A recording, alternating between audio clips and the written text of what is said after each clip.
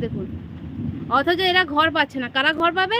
যাদের চাকরি আছে, যারা টাকা দিতে পারবে, যারা পার্টিতে ঘুরতে পারবে। কিন্তু জীবিকার জন্য যারা মাঠে কাজ করবে ওরা কিন্তু টাকা পাবে না, ঘর পাবে না, টাকা পাবে না। আমফান ঝড়ে বাড়ি ভেঙে গেছে কিন্তু টাকাও পায়নি, কিছু পায়নি।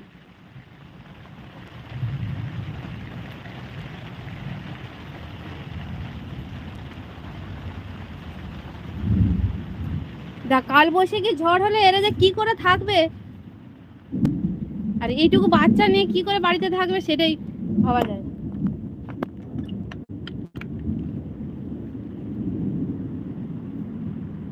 যতক্ষণ বৃষ্টি হবে ততক্ষণ নিয়ে দাঁড়িয়ে থাকতে হবে। কি করবে আর?